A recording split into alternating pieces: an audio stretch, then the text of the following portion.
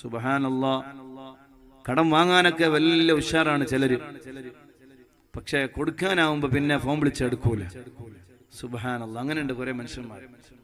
കടം വാങ്ങുന്ന അന്ന് വാങ്ങാനും അത് ചോദിക്കാനൊക്കെ ഭയങ്കര തിരക്കും, ഭയങ്കര ഉഷാറായിരിക്കും. ഡേറ്റ് പറഞ്ഞ ഡേറ്റിന്റെ അന്ന് ഫോൺ വിളിച്ചാൽ ഒന്നാമത്തെ പ്രാവശ്യം വിളിച്ച ആള് കടം കൊടുക്കാനുള്ള ആളാണ് എന്ന് അറിഞ്ഞാൽ പിന്നത്തെ രണ്ടാമത്തെ പ്രാവശ്യം അയാള് ഫോൺ അയാൾ എടുക്കൂല. വളവന്മാര് 2-3 നമ്പറിലൂടെ ഒക്കെ വിളിച്ചു നോക്കും.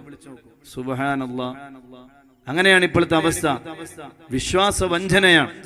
അള്ളാഹു നമ്മളെ കാത്തുരക്ഷിക്കുമാറാവട്ടെ. വിശ്വാസവഞ്ചന മുനാഫിക്കിന്റെ ലക്ഷണമാണെന്ന് മുഹമ്മദ് റസൂലുള്ളാഹി സ്വല്ലല്ലാഹു അലൈഹി വസല്ലം. അമുസ്ലിമീങ്ങളിൽ നിന്ന് കടം വാങ്ങാൻ പാടില്ലെന്നൊന്നുമില്ലല്ലോ. അങ്ങനെയാണല്ലോ ഈ ദമ്മാജ് സലഫിയുടെ ആളുകള് അവരെ ചില ക്ലാസ്സുകളിലൊക്കെ പറഞ്ഞു, അമുസ്ലിമീങ്ങളായ ആളുകളിൽ നിന്ന് കടം വാങ്ങാൻ പാടില്ല, അവർക്ക് കടം കൊടുക്കാൻ പാടില്ല. സുബ്ഹാനല്ലാഹ്. ദീനിന്റെ എല്ലാ നിയമങ്ങളെയും കാറ്റിൽ പറത്തിയ ഒരു വിഭാഗം. അവസാനം ഇപ്പൊ തീവ്രവാദത്തിന്റെ പേരിൽ നമ്മുടെ നാടുകളിലെ മുസ്ലിം സമുദായത്തിലെ ചില ചെറുപ്പക്കാരെ യമനിലേക്കും മറ്റും കൊണ്ടുപോകുന്നതിന്റെ പിന്നിൽ പ്രവർത്തിച്ചവരും ഈ ദമ്മാജ് സലഫികളാണ്. നഊദു ബില്ലാഹ്. അള്ളാഹു അവരുടെ ഷർറിനെ തൊട്ട് നമ്മുടെ നാടുകൾ അള്ളാഹു കാത്തുരക്ഷിക്കുമാറാവട്ടെ. സ്വഭാവങ്ങൾ നന്നാക്കണം, ഹൃദയം നന്നാക്കണം, ഖൽബ് നന്നാക്കണം.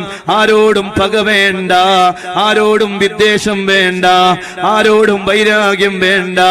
ആ വൈരാഗ്യവും വിദ്വേഷവും വെച്ച് ഒരുപക്ഷെ ഇന്ന് നീ ജീവിച്ചു എന്ന് വന്നേക്കാം, നാളെ ഈ സമയമാകുമ്പോ ഈ സദസ് പോലത്തൊരു സദസ്സില് ഈ സാധുവായ ഞാൻ എഴുന്നേറ്റ് നിന്ന് കൊള്ളണമെന്നില്ല. നാളെ ഈ സമയമാകുമ്പോ നമ്മളിൽ ആരുടെ ശരീരം ഖബറിലേക്ക് വെച്ചിട്ടുണ്ടാകുമെന്ന് പറയാൻ കഴിയൂലല്ലോ മുഅ്മിനീങ്ങളെ. നിസ്സാരമായ ലോകമാണ്, വിട പറയേണ്ട ലോകമാണ്, തുച്ഛമായ കാലമാണ്. ഈ കാലത്തെ ജീവിതം അവസാനിച്ചു കഴിഞ്ഞാൽ വരാനിരിക്കുന്നത് കോടാനു കോടി വർഷം കഴിയേണ്ട ജീവിതമാണ്. അറ്റമില്ലാത്ത ലോകമാണ്. അവിടെ നമുക്ക് സുഖലോലുപതയിൽ കഴിയണം, അവിടെ നമുക്ക് സുഖകരമായി ജീവിക്കണം.